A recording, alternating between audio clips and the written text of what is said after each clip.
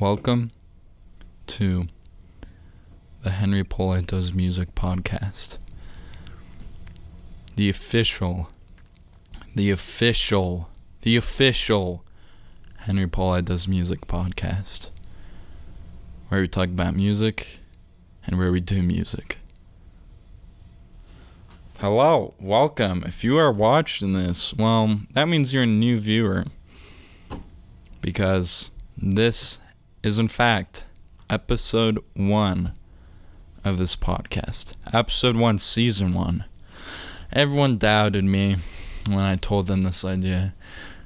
Everyone was like, no one would listen to Henry. No one would want to listen to you. Why would anyone care about you? Podcasts, there's so many of them. What makes yours different? Why is yours special? What makes it so interesting? Why would you want to do that? So much hate for this podcast. This idea in my head. This dream of getting famous in the podcast world. You know. They all doubted me. But I once saw this TikTok. Yes, at the time of recording this, TikTok is still available for use in America. TikTok once said on my For You page, imagine this. Like, this was the TikTok. It said this in text. It's like, imagine this. You're lying in your deathbed. And then all your dreams and aspirations, they come around you in the form of ghosts. May I add, all your failed, unsuccessful dreams and aspirations that you didn't do. And they look at you and they're like, why? Why didn't you do this? You had the time. Why didn't you do it? And I was like, one moment. If you're listening to this on audio and you don't have video, on Spotify or whatever, well, I am drinking today a Guaraná. Actually, I don't know if that's how it's pronounced. I'm drinking this very good, Brazilian soda. I would check it out. But that kind of inspired me to make this podcast and do something with my life, I'm not particularly very old. I'm definitely not 16 and definitely not a junior in high school. But hey, isn't this the time of everyone's lives that they most regret? I hear that a lot. It's like in high school, I just sat and did nothing. It's like I could have been working on X amount of things, right? It's like, I was so mean to people. I wish I would have. I regretted not going to homecoming. I wish I would have asked someone. Blah, blah, blah, blah, It was like, I don't really want to have regrets. And this is kind of a very metaphorical start to this podcast. I will admit, this is a bit of a metaphorical start. But I assure you, the metaphors in the Henry Pollei Does Music podcast, that's the unofficial title right now, but this is not a very metaphorical place. I'm not that intelligent or smart enough to think about deep metaphors. But I saw that TikTok, and now we are here. If you are still listening to this, I applaud you. Let's actually talk about the podcast. The goal or the intention of this podcast, really what sparked the idea, besides the TikTok,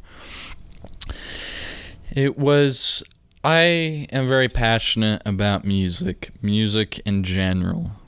That is just a very large passion of mine, and it takes up a lot of time and space and energy in my life. That sounded like a bad thing. No, it's just what it is. Music is a part of my life, and it's here to stay. It's not going anywhere. The podcast, what created it, it was just, I want to just share my passion for music. through words. Am I the best speaker?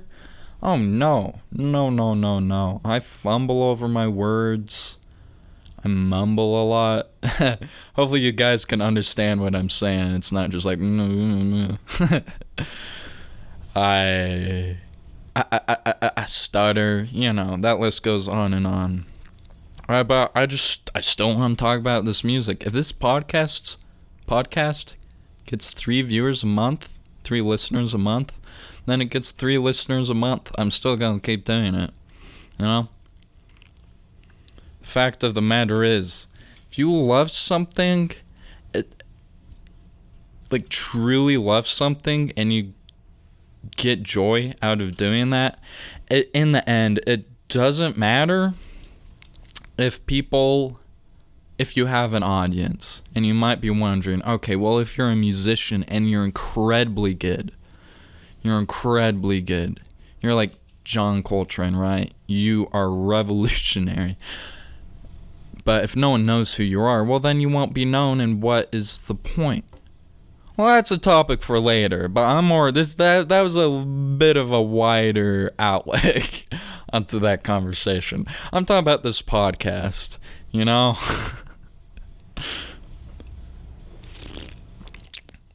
want to talk about music, talk about making music, And if you don't know who I am, well, I'll talk about myself a bit. My name is Henry Pollei. Wow, really? You couldn't have figured that out from the title. I also my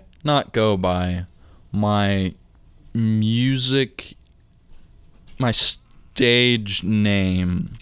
I don't know if I would actually call that, but Teddy P is another name that I go by. And that's very specifically for music. If you've found this podcast from my Teddy P Instagram, with all the black and white photos, yes, it's that one. That is me, and my real name is not Teddy P. It's Henry Pollei. So yes, still both have P's in the last name. I started out with music. 7th grade, my brother, he played the saxophone, the alto saxophone. And 6th grade, the band teachers, they come by, and they do their whole marketing spiel. They give us the scoop about what band is and why we should do music and how it will change our lives. And remember, this was in 6th grade. It's 6th grade, right? I was like, blah, blah, blah, what is this? I really like to draw. I was a more stereotypical artsy kid, I guess, but music wasn't really something it wasn't really in my life too much. I didn't have piano lessons since I was 5. Every other kid seems to just have taken piano lessons since they were 5. No, I was never forced to take piano. Music was never really in my life. Besides Edward playing the saxophone, Edward's my older brother, if you didn't know. I originally wanted to play the trumpet, but a friend's brother told me that the trumpet was hard. He was like, oh yeah, it's really hard. But I was pretty passionate about playing the trumpet.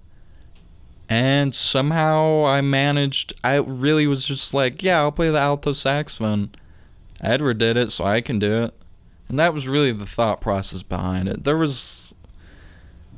really wasn't a whole thought process behind it. It was not a very big deal, which I find very, very comical looking back, because that one decision to do band has impacted my life so much. It's so absurd thinking about it, that one decision paved the way for my junior high and high school just journey, I guess. But enough of that existential rambling. We're just talking about what I do. So I play the saxophone, alto saxophone, really any saxophone, right? Because if you can play one saxophone, you can play all of them. The main ones, alto saxophone, contralto clarinet. We're going to save the contralto clarinet or the great bass clarinet or great clarinet, all the same thing, for another podcast talking more in depth about it, because it's definitely a unique instrument. Contralto clarinet and then bass clarinet. Not normal clarinet though. If you didn't know this, if you want to be a professional gigging saxophonist in the real world, you're gonna have to know how to play clarinet and flute so you can double, right? Because when the music people, they just, they want to keep their money, so for them it's just better if they can find one person to play 3 parts, right? Like that's just logical. So, but do I play the flute or the clarinet? No, I play the contralto clarinet and the bass clarinet. So it's a weird lineup, I will admit, but I'm also a synthesizer enthusiast and I play piano, and I'm currently taking lessons for both piano and saxophone. Okay, so cool. You can just play these instruments, these like band instruments, so you're just like a normie cringe band kid. Well, you can think of me how you want. If that's the vibe I'm giving off, then that's the vibe I'm giving off. I can't control how you think about me. Sorry, I should probably stop drinking the guadana. Oh, it's so good. It is so good. And not a whole ton of people know what this soda is. I don't know, check it out. That's an R. Guarana, Antarctica. Yeah. But besides the point, okay, Henry, you play these instruments, like, okay, and you're passionate about music, like, okay. Yes, I just play these instruments, and I'm just moderately passionate about music. So why does that make me special? It really doesn't. There's so many band kids that can play multiple instruments and are very good at their instruments. But do they make a podcast about music? Do those kids make a podcast about their love for music? No, typically not. That is what's different about this. Also, we'll get into that later. My main thing right now is just trying to get an audience. And I don't know if this is going to be the music marketing episode where we talk about marketing music. Not necessarily like a tutorial on how to market music. No, I'm not qualified to teach you how to market your music. But that's a big thing for me right now in my life. Being a beginner, let's say you're just distributing your album through DistroKid. It's like, okay, you put it on your Instagram and you're like, hey guys, check out my album, link in bio. And then 7 people listen to the album. How do you get from there to having an actual following? I'm not talking about billions of people. I'm not talking about millions. I'm not even talking about hundreds of thousands. I'm talking about like 1,000 people right now. That's like very high up there. 300, I will take that, It's just it's difficult, But really what it's all about, I've watched many podcasts, videos, tutorials on just music, business, marketing, like 101. This ranges from a lot of different kinds of videos, but I like to think I know what I'm supposed to do, The main gist of it is just interacting with people. If you interact with other musicians and create a bond with other musicians, that's a very good way to get someone to listen to your music. In the beginning, right? just interacting, talking with musicians. If that means go to like a Facebook group or a Discord group or just posting your music, whatever. Instagram DMs, talking to some synth guy in Austria. Cool. If that's the audience you want to get, that's the audience you want to get. It's just that seems to be the gist. So that doesn't sound hard, right? Like, okay, I can go to a bunch of Instagram posts and just interact with these people and try and make as meaningful as I can conversations, and interactions with them. Yeah, it's just, this is the grind. This is kind of this is a spiel. We'll get to more less just sporadic topics, right? It's hard. The music industry is hard. It's a hard life. But enough of the rambles. Why do I make music? Why do you make music if you make music? And if you don't make music in any way, why do you listen to music? You know? Why? Music is so fascinating for many reasons. Many reasons. I've always thought about it. Music. This is what everyone says. It's universal language. It is a universal language.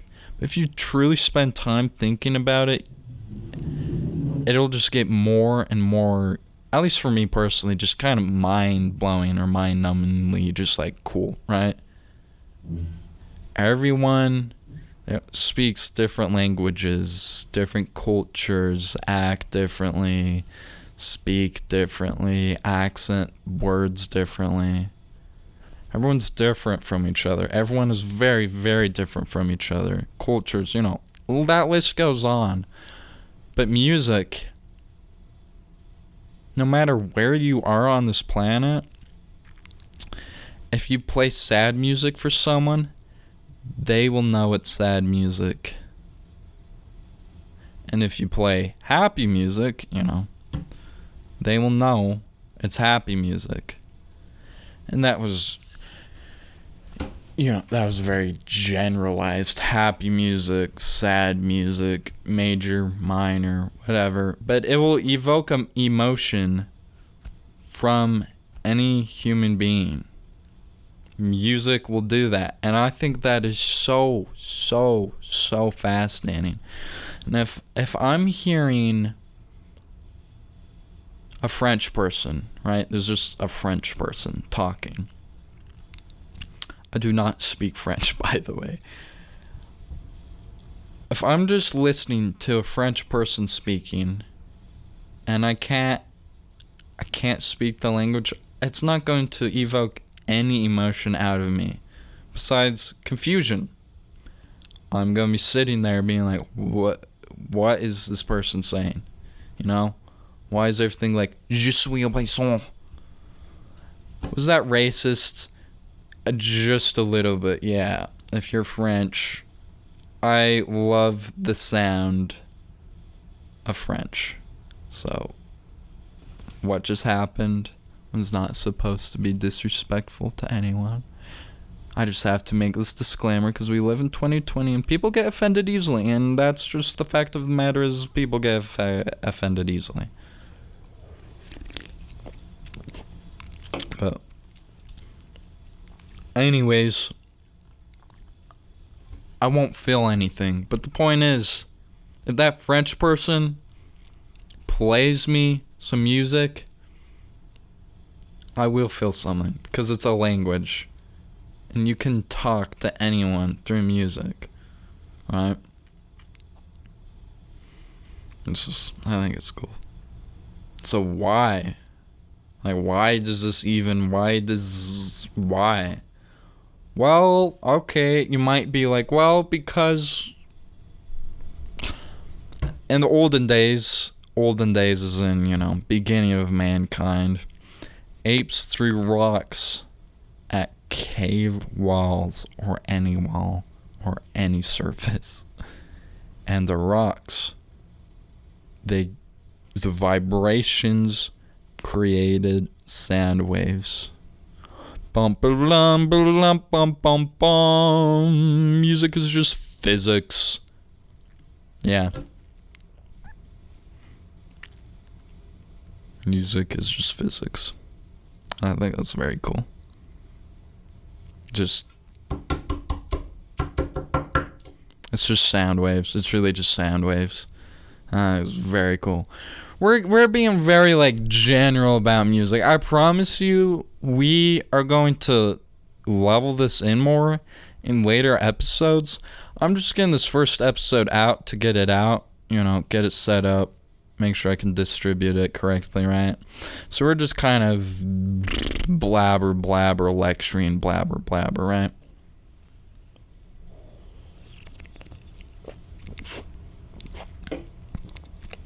But yeah, I just thought it was cool. The idea that music is the universal language. It's not even an idea. It's a fact. It is. And you can communicate through music. Just thought that was cool. And I wanted to share, Big part of this podcast is probably just gonna be me and future episodes, not just a specific episode. Me, if I blabber on about something for 20 minutes that I think is cool, well, then I blabber on about something for 20 minutes that I think is cool. Is it the most cohesive, organized thing ever? No, as I said earlier. Am I good at talking? No, I'm really not that good at talking. As you can tell, right? But I just want to share because I like it. Who doesn't want to share things they are passionate about? Why am I passionate about music, though? That was a good segue. Why? A big thing for me with music and creating, the act of creating music, it's the grind. It's anyone who's in the music business does not need to be told making good music is hard. Making good music is hard. That's how that works. If you are, let's say you're Chick Corea. If you don't know who Chick Corea is, he's a pianist. He's a jazz pianist. He's incredible. He's old. Right? He's, because he is old and is gigged with so many jazz musicians, he's incredible, right? He's just an incredible player. It's not like he didn't win. You can't win music. You can't win the art of getting good at music. It's not something you win. It's just something you do. And you just get better. Or you get worse. But I think that's something that somehow I enjoy. I'm not going to act like I love it every day. Let's say saxophone. I'm practicing some lick. Been playing it for an hour. I can't really get it up to speed. That is very frustrating, yes. And am I at a high skill level compared to professionals? No. I'm here, dude, with the saxophone playing. And I think I'm pretty... I can play the saxophone adequately and sound good, right? I'm not going to toot my own horn, right? Because the professionals are up here. Nowhere even close. And I know I will probably never, ever be close to any of these guys. Even when I'm older, Does that mean I'm less of a person? No, that means I did not spend as much time either perfecting my craft, networking, or I just wanted it as a hobby or a side thing. I didn't want to be a gigging musician to be my main thing I do in life. I didn't want that to be my job, right? Those are the main reasons. But back to the grind. It's just, it is the grind, especially, you know, band instruments, orchestral, playing a real instrument is completely different from, let's say, I'm staring at my computer screen in Ableton. And I said that in a negative way. And that was intentional. Staring, it's just two worlds. I don't consider Ableton a musical instrument. I consider it a place where a bunch of musical instruments, VSTs, whatever, I'm just calling like everything a musical instrument, right? Digital anything, recording, blah, blah, blah, whatever, can come together cohesively and be mixed and be mastered and blah, blah, blah. Not just Ableton, Logic, all the DAWs, right? But that's not like a saxophone. A saxophone is just a singular instrument. It's just one thing. You don't mix, right? You just play stuff and you make it sound good. But with saxophone, it's different. When I say saxophone, it's just because I play the saxophone. When I say saxophone, I mean really anything in life. Most things in life. You just have to keep doing it if you want to get better. And if you want to get better at a professional level or a sub-professional level, you have to make that decision, right? You choose how good you want to be. That's what I enjoy about it. I do get to decide how good I want to be. So then you're like, okay, well, if you want to be a professional musician, a gigging jazz saxophonist, let's just say, because that's like every kid in jazz band, that's like the dream, I guess. But so if you want to be that, well, then just be that. That's probably what you're thinking, because I just said, you know, you get to decide how good you want to be. Well, I know that I cannot spend the time, I cannot practice 7 hours a day feasibly and effectively to be able to do that. Like, no, I just can't. And that is completely okay. Am I choosing to practice 2 hours, 1 hour a day, piano, saxophone? Oh, in addition to Ableton, there's, a lot more stuff, a lot more time spent. Yes, you know, you get to choose how good you want to be at music. And this goes into the idea of, okay, well, there's all this crap. Top 50. There's all this crap music that is incredibly popular among, well, specifically teenagers, I guess, you know. So it's these people are so successful. These musicians, these famous, incredible musicians are so successful, but their music really is not that well made. For them, their way of getting places in life, it really was just the brand. We can compare that to Supreme. This is a bit more. This is another thing. Supreme, do they make like super cool things? No, not really. It's the brand. Supreme is all about the brand. It is the brand. Supreme, you get Supreme for the brand, not because, you know, it's a nice hoodie or whatever. Okay, I'm sure it is a nice hoodie, but besides the point, you're getting it for the brand. Same thing with music. The music on top 50, all this crappy popular stuff, repetitive, unoriginal. Where's the inspiration? Where's the musicality of it? Right? It's like that list could go on. And you might be calling me pretentious. That's just how I feel, right? Repetitive, boring, uninspired. There's a large chunk of popular music today that people listen to. Boring, uninspired, uses like 2 chords. The vocals are either about sex or breaking up or love. It's like, okay, we're doing the same thing. These people just have the brand. They have the brand down.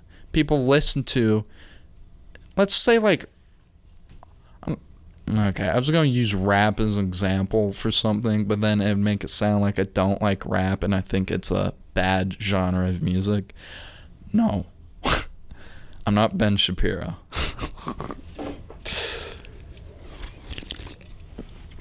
Freaking Ben, dude.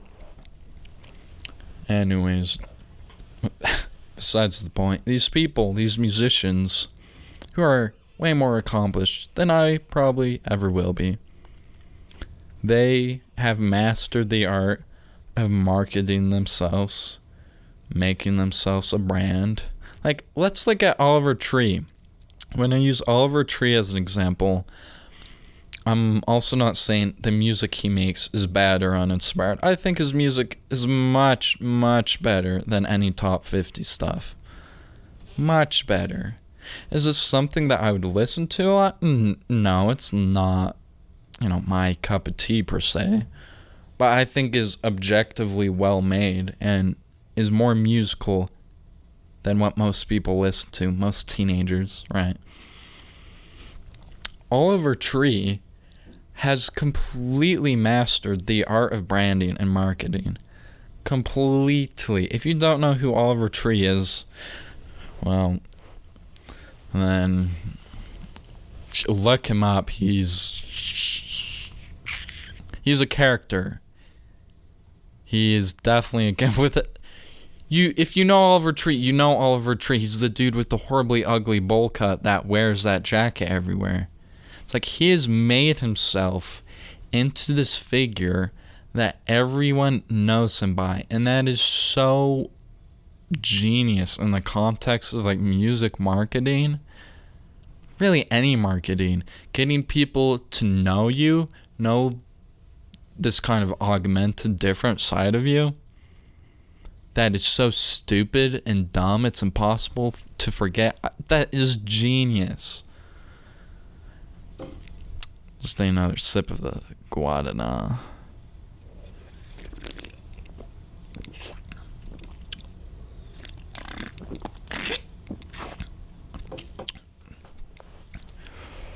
Oliver Tree, he is a complete mastermind when it comes to marketing and making his music. It is unfortunate his last album, I've been reading and I've heard from him and podcasts and stuff. That was his last album. That was his magnum opus. And it's really unfortunate, but now he has a fan base, a very large audience, and he can do many things that the average person cannot. I'm not going to act like Oliver Tree is the only person to try and make his brand stupid and weird, like the bowl cut and the jacket he wears, just like random, so people will remember him. No, definitely not. Definitely not. Plenty of people do that. I'm not specific examples. I don't really know. I don't know some specific examples. But most artists, they do that. They have this persona they give off. They have this vision of themselves that they want their listeners to see. Right? Oliver Tree's taken that idea to a new level. I don't know what else to call it. It's just like the meme level. He's made himself a meme.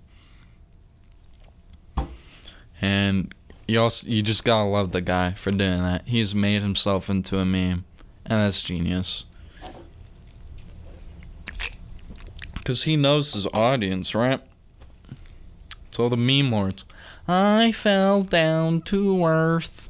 That literally is a meme, dude. That song is a meme. His persona is so memeable. He's become a meme. Any publicity is good publicity. So if being a meme gets you tons of publicity, be a meme. But that was just that insight into like brand and music and why the brand is important. Arguably, it's just as, if even more. No, it's not more. It's just as important as the music you release. I think a lot of musicians, like up and coming or trying to get an audience just starting out, they spend months and months working on playing, practicing, recording, mixing, EQing, whatever, the list goes on, making their music, making it something that they would want to listen to or something that they are proud of. But they spend no time working on who they are, working on connections they make with their audience. It's just like, what? In the beginning of this podcast, I kind of brought up the idea of, well, if you're truly passionate about something, it doesn't really matter if nobody listens to your music. And it might sound like I'm contradicting myself, because I say that and then I say musicians never market themselves. Well, if you are a musician to the heart, in the end, yeah, if you have fun doing it by yourself, then cool. Like, right, that is the goal. That is the end goal right there. Because that's what music is about. A lot of people, I'm sure, a lot of up-and-coming artists, they see music as, oh, I want to get 300,000 streams on Spotify. I'm not going to act like that's not important. No, I want that. I can't even get 500. But I also know that the music itself is very important. Because music is such a emotional thing. It's an emotion in and of itself because it causes so many emotions. So many emotions. And everyone likes music. That's another cool thing about it. I know this is kind of a ramble right now. Later episodes will do a bit more specified topics and things, but we did talk about music marketing. Like, this isn't just a complete ramble session, right? Music causes so many emotions, and I think it's so fascinating. It is so fascinating. And everyone likes it. Everyone likes listening to music that they like. Let's specify to it that. No, not everyone likes listening to country rock. But everyone likes listening to music that they enjoy. I just think that's so cool. We live in such a divided world today. 2020 is a very, to say the least, divisive year. Trump, politics, Black Lives Matter, riots, COVID. Like, this year is going down in history for being one of the worst years in history. And this isn't just like 9/11. That's just an American. Okay, 9/11 affected the world. It definitely 9/11 caused, a lot, but it's not a worldwide pandemic, right? The whole world is experiencing corona, and this year is 100% worst year of probably most people's lives. Or I shouldn't say that, not worst year, it's just different, It's different, everything's crazy. But I don't know how we even got onto the topic of COVID-19. I don't know, somehow we got onto 2020 being a crappy year. But yeah, music's not going anywhere. You know, music festivals and concerts and performances, yeah, they've shut down because of COVID. And is that really sad and unfortunate? Yes. That's why we have streaming platforms. And do streaming platforms replace live music? No. You get much more emotion. There's much more emotion, much more energy, much more feeling hearing live music. So much emotion. It's wonderful, right? And you don't get that with Spotify or any other streaming service. But music is still there. And here's the thing. You can also make music even if it's a worldwide pandemic. I just think that's cool. I know that's like a very basic, like, okay, that sounds like a second grader's thought process. Like, oh yeah, I can play music even though the world's shut down. That's so cute. The point of that was not supposed to be like cute and be like, oh yeah, you can still make music even though things are hard. Yeah.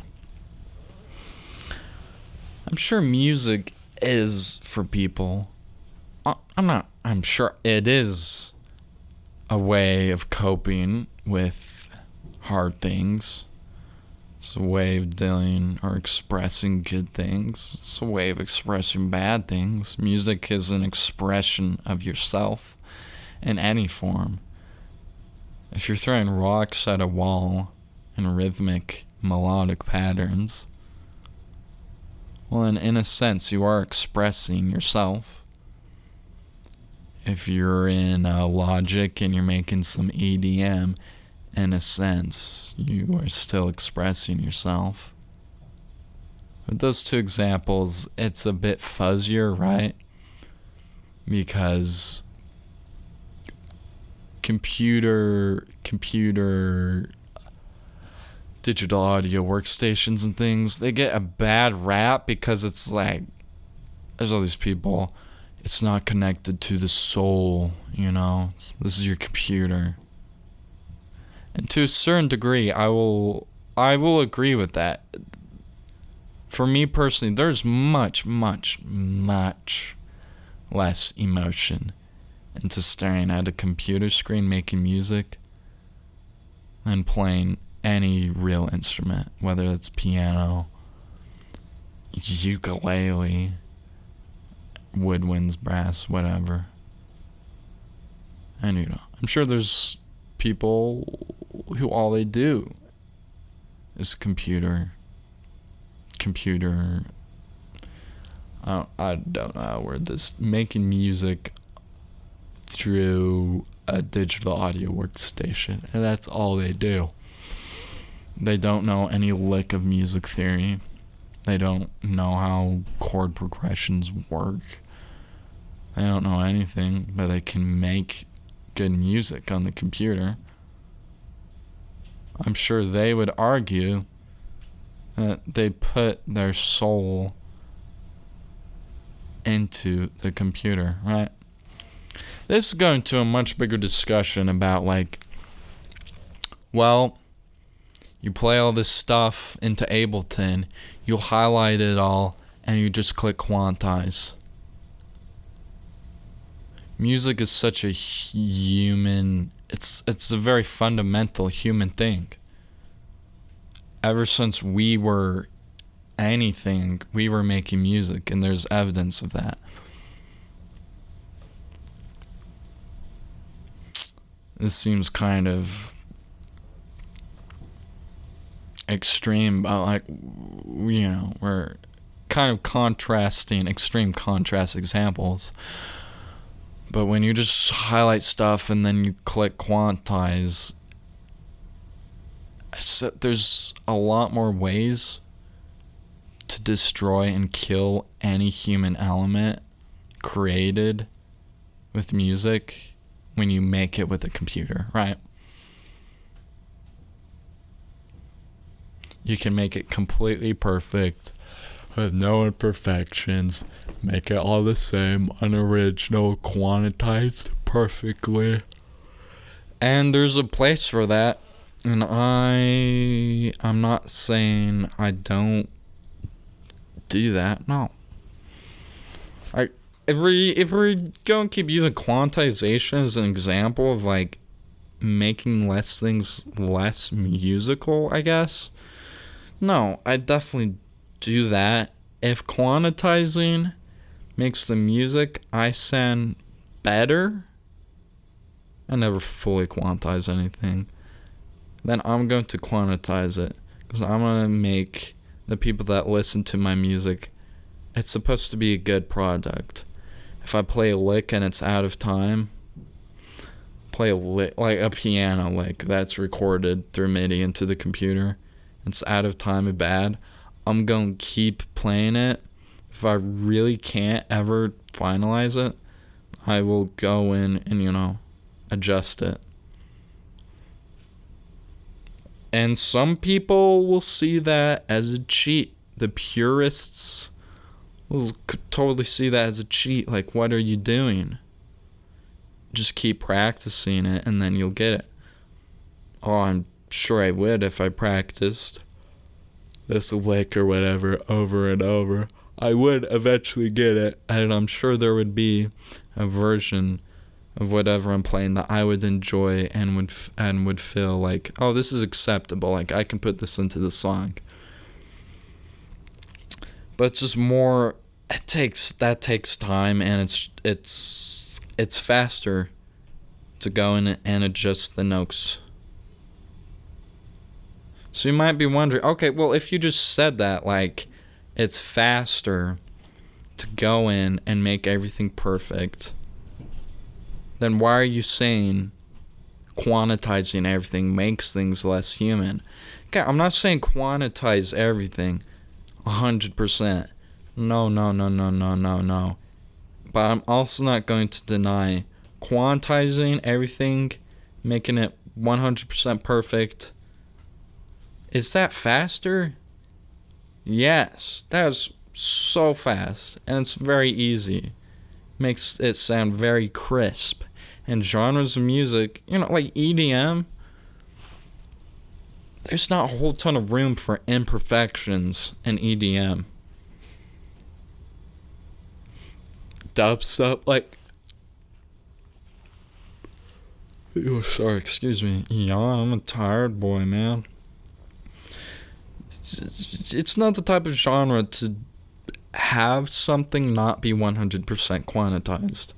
Everything is perfectly quantized, and it's perfectly mixed, and everything is just, it's good. It's EDM, right? There is a purpose to EDM, purpose to techno, purpose to dubstep, purpose to jazz, purpose to classical, blah, blah, blah, blah, blah, blah, blah, whatever. I'm just saying each genre of music requires different things. And I will go ahead and say classical requires more amount of, I'm saying, like, soul and passion than making an EDM track solely on Logic or Ableton or any DAW. Like, I will say that, right? That's how I feel. And it's okay if you disagree with me. It's okay if you only make beats on a DAW and you don't play any instrument. Like, okay. If you like it, then you like it. And if you make good music, if you make great EDM, then cool, you make great EDM. I'm just saying, for me personally, I've much less of a connection to making EDM than to playing the saxophone or the whatever, all the instruments. Right? No, I'm not saying I can play all the instruments. Okay, anyway. That was a communication breakdown. That's just how I feel. I can keep arguing that, like, with the saxophone, specifically the saxophone, everyone knows the saxophone, whether it's Kenny G, whether it's make-up music, whether it's smooth jazz, whether it's just jazz, Pink Panther. Like, everyone knows the saxophone. The saxophone, the trumpet, the violin, the piano. Like, there we go. We got, like, the most basic instruments that most people know. The saxophone, it's not a stretch to say it's known as, like, the jazzy, soulful instrument, right? Who just rang my doorbell?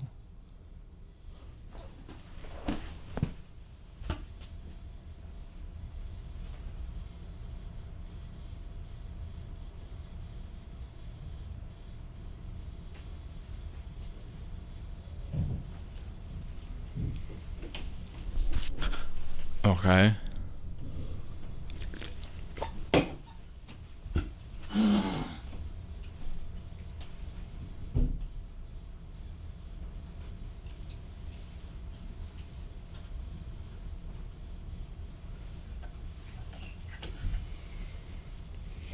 Okay, I'm back. I don't know who it was, but it's just, yeah, that's how I feel. Oh, sorry, it's not hard to say, but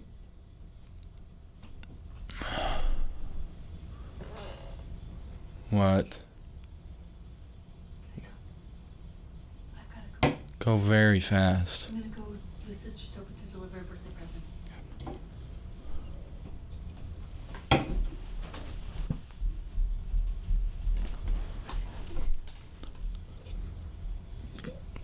Okay, I'm back. I'm sorry about that. Someone rang my doorbell. It's the general public considers, if you're not musical, like saxophone's like, oh, it's soul and it's jazz, and jazz is an expression of your soul. And there's a reason why that stereotype, stigma, I don't know what the right word would be, stereotype exists for that.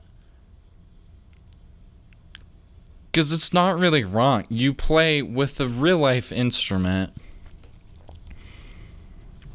This can be synthesizers too. Like this, it's just more. It's more personal for me. For me, I'm not saying this is like for everyone. This is for me, and I'm saying how I feel. It's just more personal for me. I pick up a saxophone. I've had the saxophone for 3 years. It's right there. 3 years? Around 3 years, right? I pick it up. I hold it. There's this emotional connection I have with the saxophone, right? And I do not have that with a computer screen. And I don't think anyone is going to disagree that having a personal connection to the music that you play makes the music you play better. If you have an emotional connection to the music you are playing or the way you are expressing yourself through, whatever, whether that's Ableton or blah, blah, blah, whatever, it will be better. That's just, no one is going to argue that. If you are crying, I saw this on TikTok. I know. You're probably thinking, if you have been hearing this whole thing and been listening to this, I started this out saying the TikTok, Now you think I'm bringing up another TikTok, like I just watch TikTok all day. No, I definitely don't watch TikTok all day. So somehow TikTok has been brought up twice. Oh, what was I even going to say about TikTok? I forgot. Dude, I literally forgot. I don't know why I lost my train of thought. Freaking Henry, dude. What the crapola? Oh, sorry. No, I remember. I saw this TikTok. I'm on music TikTok, no big surprise. She was playing Bohemian Rhapsody. You've heard it. It's the most played song on the radio. Blah, blah, blah, blah, blah, blah, blah, bum, bum. Bum, bum, bum, bum, bum, bum, bum, bum. Okay, enough rambling. She was playing it on this piano, crying, like crazy crying, not tearing up, tears all over her face. She just, I don't know how people do this, but when they start crying, they're like, take a photo. That just takes you so out of the moment. For me personally, that takes me so out of what is happening. It's like, hey guys, look at me, I'm crying. It's like, hey guys, look at me, I'm going to play this while I'm crying so I can get famous on TikTok. I just think it's a little dumb, but this is besides the point. She was playing Bohemian Rhapsody on a piano while crying, yeah. And all the comments were, yeah, you can like really tell the difference between, let's say she just played it completely normal, no emotion, played everything correctly and objectively well, right? But there was no emotional element to it.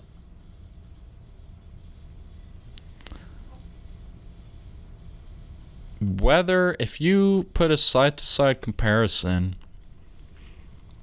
of, let's say, in this perfect test scenario, which is impossible, but her crying and being into it, playing Bohemian Rhapsody, reverse, playing in the exact same way as she did while crying, both no emotional compellment, would they sound different? You know, you can't test that. I don't know any way to test that. Maybe there have been studies. I'll do some research, you know. I think that's an interesting topic. We can talk about this later in the second podcast of the Henry Pollei Does Music Things unofficial title podcast. Where I'm going with this is that emotional component, of playing. Let's just use Bohemian Rhapsody. I don't even know how to play it. I'm playing Bohemian Rhapsody. Music is inherently an emotional thing, and when you just go into Ableton and do whatever, I don't know how to add the emotional or the human element. I do, but it's very different. It's just the emotional component, of going into Ableton. It is not there for me. And I'm making it sound like I hate Ableton. I use Ableton, if you kind of figured that out already. It sounds like I hate Ableton Live. Like, I despise using it. No, I love Ableton Live.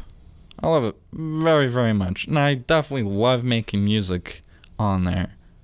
And if you like making music through whatever way you are making music, then keep doing that, you know? I'm not trying to criticize anybody for using or thinking a different opinion than mine, thinking computer is the best way to musically express yourself. If you can express yourself through music in a good way through whatever platform or instrument you use, like, cool, then that works for you.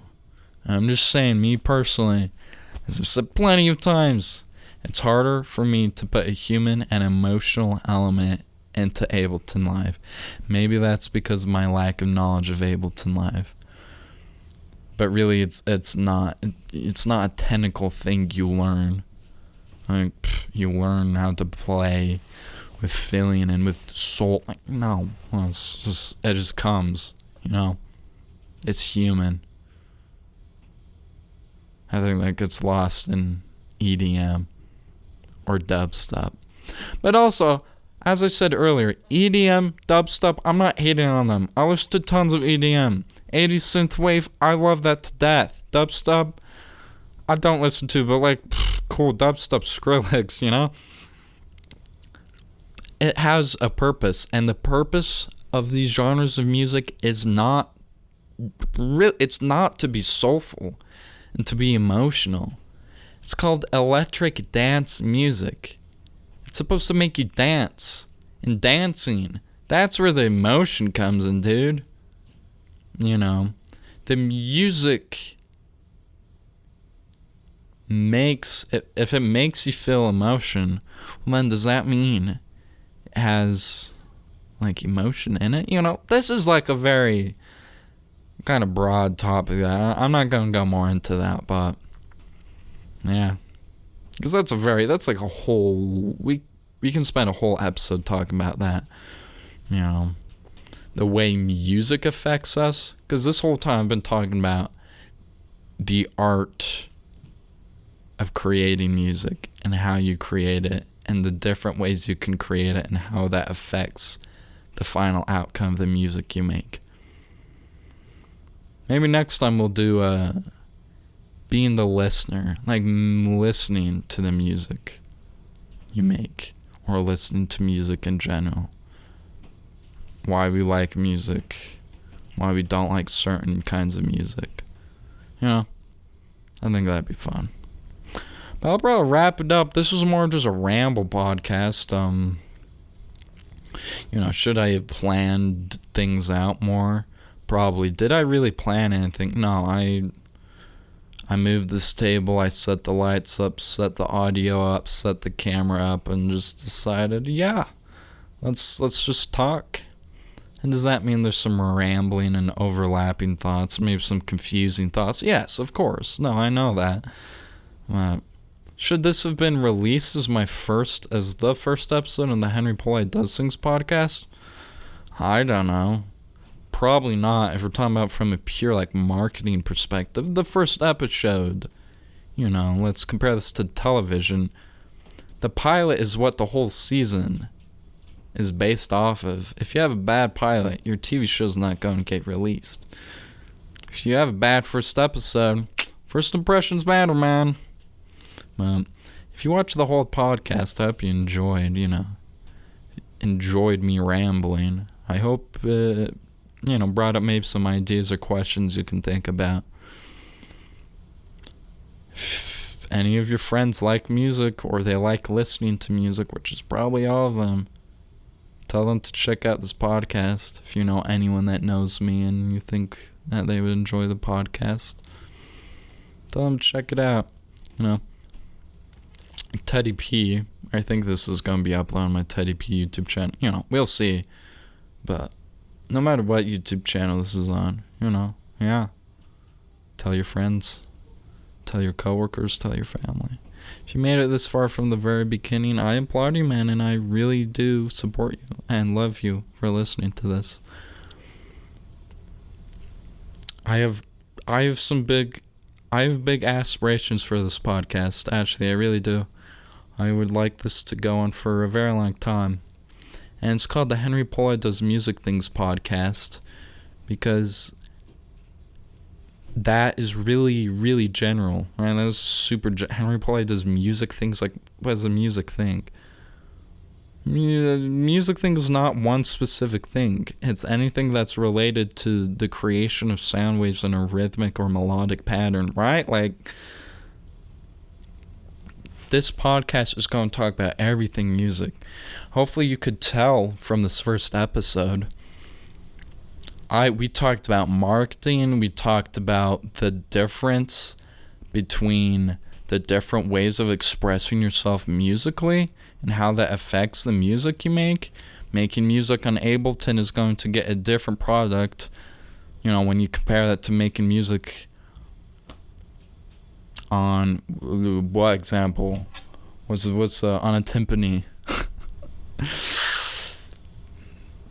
timpani is a musical and percussive instrument, I would switch it up instead of using saxophone the whole time. But, make music, do some synth jams, talk about music theory. I'm taking AP music theory.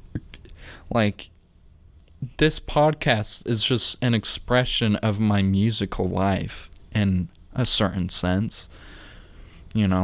Talk about playing music, maybe little tutorials, saxophone playing, discussion, rambles, get some people on, interview them, have a convo. Yeah. I have high hopes for this podcast, and first episode, it's good to get this out. Will this be the best podcast episode of the season? No. It's just going to get better and better and better. And I'm excited, so hope you enjoyed. This is where I go, but if you watch this, you're pretty alright. So long, farewell. Thank you for tuning in to the Henry Pollei Does Music Things podcast, the unofficial title. Bye.